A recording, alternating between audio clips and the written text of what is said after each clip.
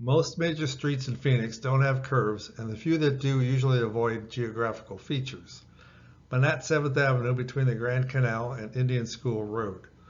The double curve in this area doesn't avoid any obstacles. Its origin can be found in the history, not geography, of the area.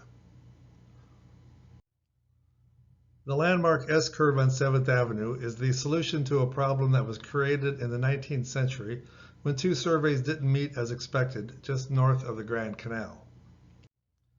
The path of 7th Avenue near the canal has been reconfigured at least 4 times since 1885 to correct this misalignment. The most recent was in 1947 when the current Melrose curve was designed.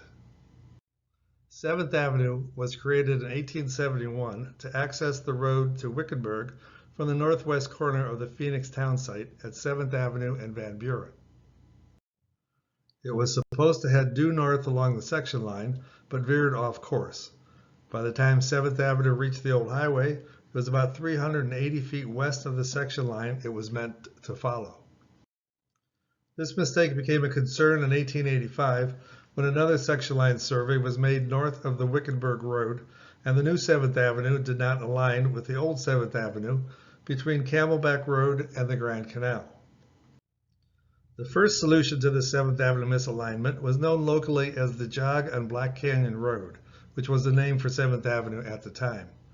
Instead of building a new bridge, county supervisors directed travelers along the north side of the canal between the new section line road and the old bridge on the old 7th Avenue. 8 years later, in 1893, the owner of the land wanted the jog moved off his property.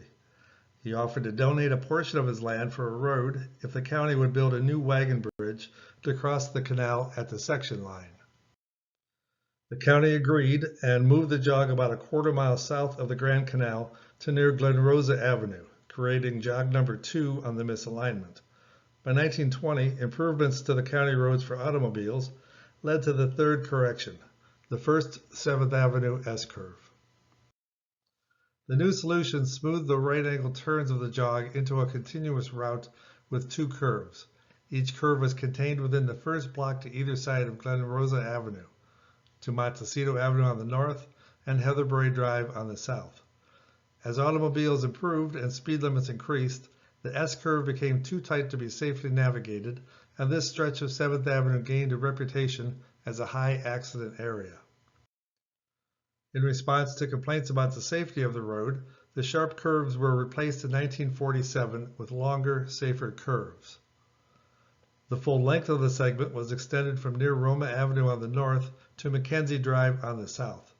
Both the new S-curve and the north half of the old 1920 curve can be seen on this 1949 aerial.